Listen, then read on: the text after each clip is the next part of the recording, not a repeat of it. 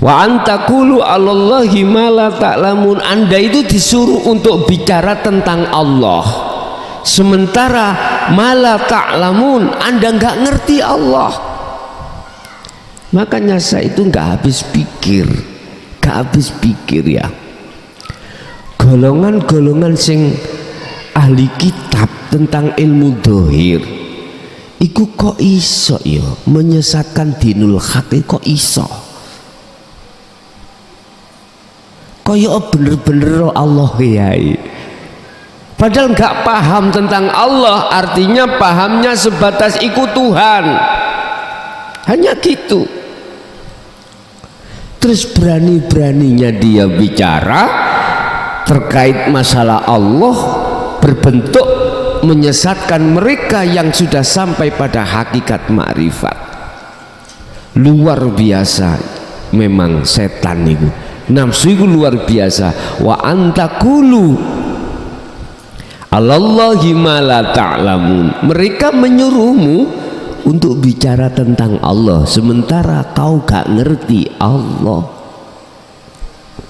Oh, kalau mantun ngipi habis mimpi, di situ saya dibawa oleh seorang yang menurut hati saya Kanjeng Nabi, dibawa ke atas, dituduhke atau diperlihatkan jalan menuju Allah. Ketika aku masuk dalam jalan itu, seketika aku hilang, dan di situ bergema. Umpama boleh saya ceritakan itu, saya terdengar dan melihat, terdengar suara yang suara nggak pernah menjadikan hatiku tentram. Itu loh tentram. Terus saya melihat di situ, tidak merasa kalau diri saya melihat, pokoknya saya itu nggak ingin keluar dari itu. Itu benar apa enggak ya? Langsung dijawab,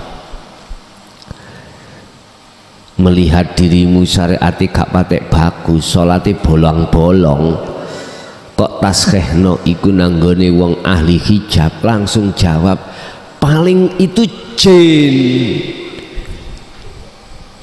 setan itu, bukan Kanjeng Nabi. Luar biasa Pak ya, luar biasa. Aku paham tentang ilmu hikmah, aku paham tentang makrifat, padahal aku nggak pernah ada yang mengajari. Tapi ketika saat aku masuk dalam ruangan tersebut, entah kok paham semuanya. Dilihat fisikmu iku gak patek sarungan, ya paham maksudnya gak patek sarungan, jadi nggak begitu kelihatan pakai sarung kok ya, jelas langsung kau dihitopi bukan Allah itu tapi setan. Sebab zaman yang seperti ini jangan samakan dengan zaman Kanjeng Nabi. Yo nek Kanjeng Nabi langsung yang memulang itu Allah, wa 'allama Adamal asma. Jadi sing mulang Allah langsung terhadap Nabi Adam. Lah kamu zaman sekarang bukan zaman kenabian, setan. Bapak Ibu, terus aku tanya, Allah dulu dengan sekarang itu sama enggak? Mau jawab enggak sama itu iwuh, mau jawab sama itu iwuh. Kalau mau jawab sama, makolahnya kadung mengatakan setan. Jadi nggak bisa, jadi malu-malu kadung ngomong. Kalau Allah dulu dengan sekarang itu nggak sama, logis, artinya bisa jadi ikut setan. Kalau Allah dulu dengan sekarang sama, apakah Allah dulu dengan sekarang itu kekuasaannya terbatasi? Nggak bisa. Zaman Kanjeng Nabi, zaman utusan Allah Rasul dengan zaman sekarang, Allah tetap kuasaane iku gak pernah luntur. Innallaha ala kulli syai'in qadir. Sak temene Gusti Allah ala kulli syai'in iku qadirun, kuwasa nguasai atas segala apapun mulai zaman dulu sampai sekarang. Makanya saya nggak bisa pikir Allah dibatasi. Iya nek zaman Kanjeng Nabi langsung sing mulang Kanjeng Nabi, sing mulang Allah. Zaman kita iku yo setan. Udah. Wa allama wa antakulu alallahi ma la ta'lamun. Mereka itu dipaksa oleh nafsunya untuk bicara tentang Allah. Sing maksud dan tujuannya adalah wa yasudduna an sabilillah, untuk menghalang-halangi dirimu supaya dirimu tidak berjalan di atas jalan Allah, biar berjalan di atas jalan nafsu. Mana sih di atas jalan Allah? Gini, kamu aktivitas apapun, kalau dalam hatimu telah lepas hancur keakuanmu, terus di situ keakuannya Allah, berarti inilah yang dimaksud berjalan di atas jalan Allah. Lah, pengharapannya nafsu dalam dirimu tidak seperti itu. Biar kau berjalan di atas jalan nafsu, apa? Muncul keakuanmu yang beraktivitas. Lah ini sukses, nafsu sukses. Diperintahkan untuk bicara tentang Allah sementara tidak paham tentang Allah. Makanya mohon maaf, wis maklumono dimanapun tempat, kalau sing ngaji ku wong syariat mesti ngomong tentang masalah syariat, gak mungkin ngomong masalah hakikat, karena dia malah ta'lamun, dia gak paham tentang itu. Tapi aneh, jenengan iki malah ngomong no bahwasanya hakikat itu sesat. Aneh loh, ora paham tapi berani kasih makola dalika zolalatun. Apa yang ada di dalam hukum hakikat makrifat itu sesat. Sebab Kanjeng Nabi tidak pernah bicara tentang hakikat makrifat, hanya mengatakan syariat toriko. Matamu pijak ngono ah, ora kak delok ning Qur'ane kuwi to. Wa ma arsalna min qablika mir rasulin. Utusan Allah itu gak pernah tidak menyampaikan dinu tauhid, nggak pernah. Bahkan Allah katakan wa ma arsalna, aku tidak pernah merintah terhadap satu utusan sebelum kaum Muhammad termasuk dirimu illa nuhin, kecuali menyampaikan tentang nuhin apa? Wahyu ilaihi annahu, mana wahyu yang dimaksud? La ilaha illa ana. Loh, iki kan hakikat marifat toh. La ilaha illa anta hakikate, la ilaha illa ana ma'rifati. Lah ini loh Bapak Ibu, udahlah gak usah gegeran. Wong neng jenenge kambing, tahu kambing ya? Wedhus lho 35. Biasanya kau nak manggil iku lak mbek, lak gitu toh. Lah kok siji dina iku sampean celuk, "Nak rinio nak." Paham ah kambing iki? Enggak paham. Bahasane mbek nyeluke kudu manggilnya kudu mbek.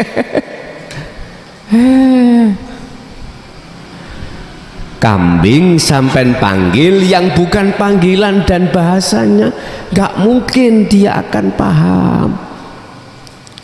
Tapi aneh si kambing itu nyalahno perkara-perkara sing kambing gak ngerti, padahal perkara iku bener. Nyun sewu, apa mungkin saya itu bisa mengatakan bahwasanya apa yang ada di dalam hatimu itu berupa merah, sedangkan aku nggak pernah masuk di hatimu? Ya nggak mungkin lah. Dan atau apa mungkin kau akan menaruh cinta pada seseorang sementara kau terhadap seseorang itu nggak pernah tahu? Contoh misalnya, saya itu nggak pernah tahu yang namanya Tamara Blensky, nggak pernah tahu siapa dia, orang mana, ya nggak pernah tahu, nggak tahu namanya juga. Saya baru mendengar orangnya yang mana dan sebagainya. Apa mungkin aku bisa taruh cinta? Gak mungkin. Aku bisa taruh cinta iku kalau sudah bertemu sang dia, baru kalau ada kecocokan dalam hatiku, mesti hatiku akan muncul satu cinta. Lah cinta belum saya katakan, tapi di dalam hatiku sudah ada rasa cinta. Udahlah, rindu kasmaran iki selalu terbawa kemana-mana. Sing penting ketemu dhisik. Nek wis ketemu iku genah. Urusan cinta iku ditolak, ya dukun bertindak. Wong ngono ae kok bingung ngamene. Artinya apa? Yun sewu, kita mengenal Allah itu jangan nama saja. Sifatnya bagaimana Allah? Kita silemi, kita tenggelami. Makanya mengapa sih akoid seket itu jadi dasar tentang tauhid, dan itu kami sampaikan ketika saat Ramadan. Itu sebagai awal hati kamu itu mengenal Allah. Mari mengenal sifati, mengenal dati, ya sudah, barulah kau akan terbebani kasmaran. Dengan begitu kau akan bisa sampai bertemu Allah, sebab Allah sendiri juga berjanji untuk menemui dalam waktu yang sudah ditentukan, entah kapan. Wa man kana yarju liqa Allah fa inna ajalallah la'at. Jelas iku, wis jelas Quran iku mengatakan sing sapa wonge ning atine ana karep setitik untuk ketemu Allah, mongko mesti Allah berjanji menentukan waktu yang sudah ditentukan dalam pertemuan itu. Lah, memunculkan kehendak karep bertemu Allah itu dikarenakan ada rasa rindu. Rasa rindu. Kalau nggak ada rasa rindu, rasa mahabbah, gak mungkin Pak untuk ingin bertemu. Aku sampai detik ini gak ada rasa bertemu Tamara Blensky, gak ada, karena belum genah sifati, belum genah dati. Oh, durung kenal Pak, mung jenenge tok Tamara Blensky. Sampai niku guyu iku ngerti ta Tamara Blensky?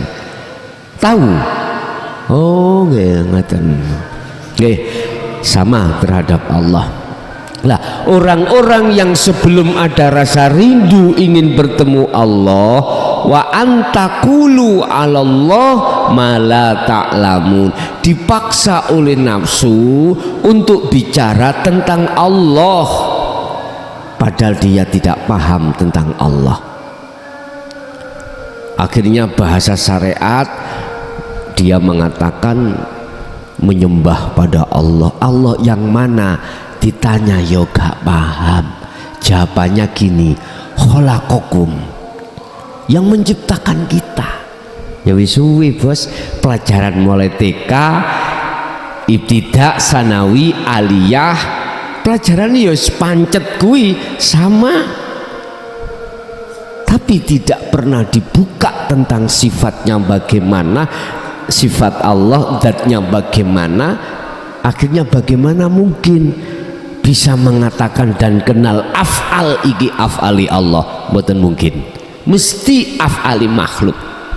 Padahal sudah jelas wama ta'malun, apa yang muncul dalam dirimu itu adalah sumbernya dari Allah, muncul dalam dirimu berbentuk penglihatan, pendengaran, ucapan, perbuatan.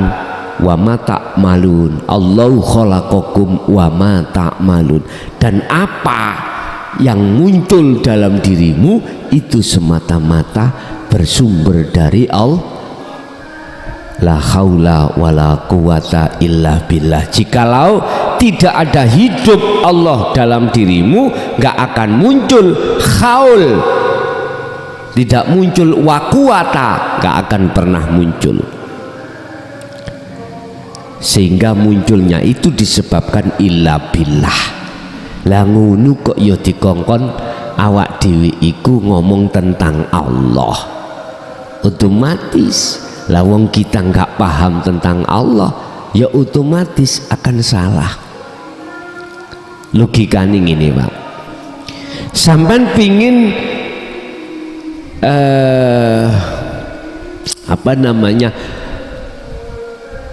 ingin bicara atau lugot bahasa Arab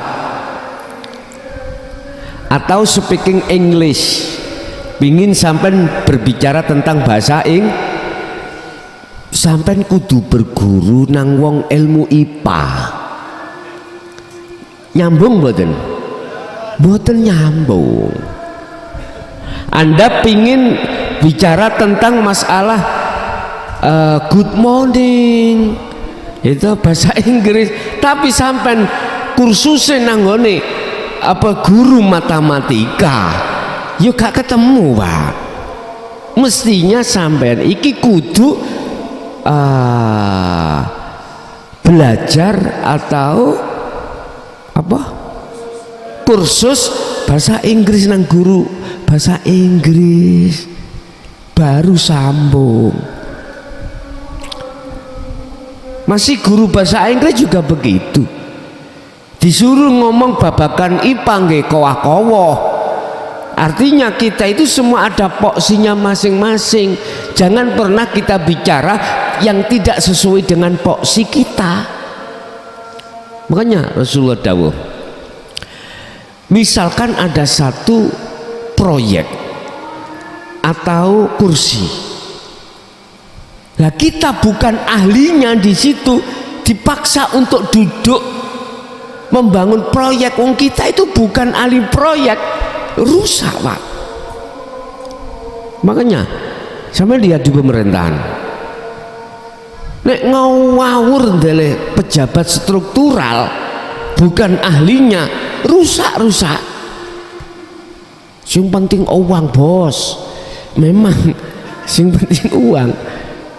Gara-gara sing penting uang, kursi, kedapatan, dikongkon kerja ya kowa-kowa, pinter balekno duit, balekno bondo. Aku nanggone kursi iki dhisik entek 600 juta. Dodol aset sawah kula ni omah iku ketika aku lungguh ning kursi ya bagaimana caranya sawahku kembali otomatis Pak. Akhirnya apa? Atur-atur proyek, atur-atur anggaran. Lo gak usah tersinggung, jadi fakta nih ngunu. Maksud kula, maksud saya lerenono. Ojo koyok ngunu kelakuane, artinya apa? Sing dadi pimpinan iku lho, ojo beratno anak buah.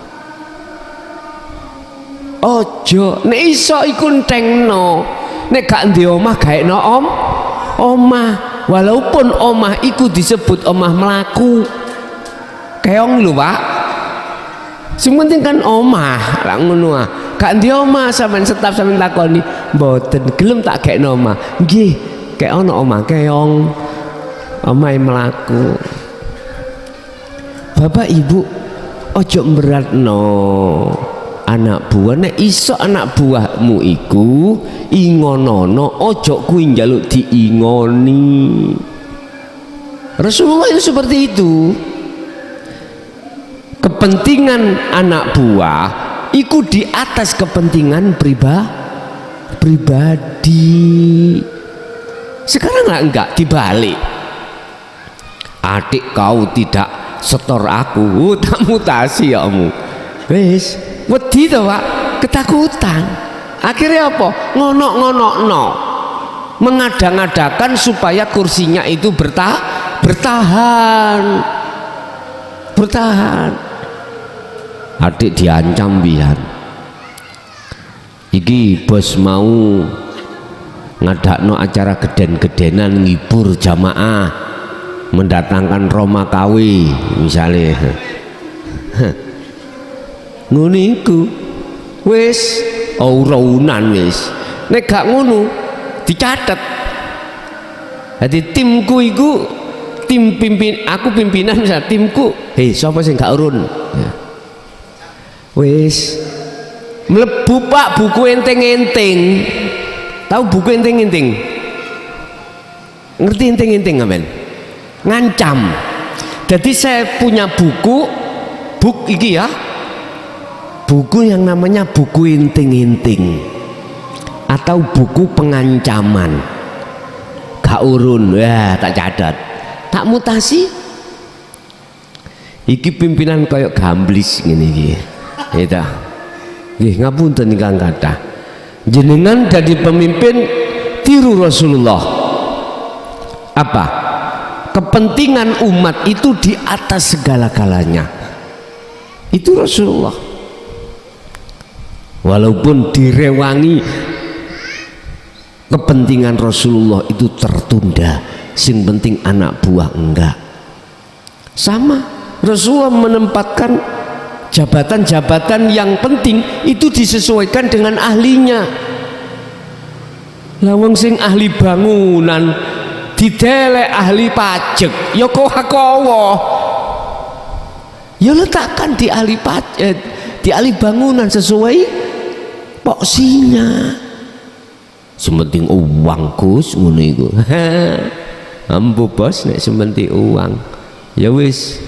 Nek pancen ngono entenono logro ki rusake urusan-urusan kemasyarakatan kepemerintahan ini. Bapak Ibu hadirin jamaah rahimakumullah, kesimpulannya sadarlah, waspadalah bahwasanya nafsu dalam dirimu cenderung bisu'i wal faksa. Tondone apa yang disebut nafsu? Aku hamba atau aku makhluk. Dalam diri panjenengan misalnya muncul opo, kok yo aku makhlukmu muncul, berarti itu nafsu. Terus tahu kejadian di luar, terus jenengan iki yakin yang melakukan makhluk iku yo juga nafsu. Waspadau dengan ini, karena nafsu itu selalu mencondongkan hatimu beriman pada selain Allah. Al-Fatihah.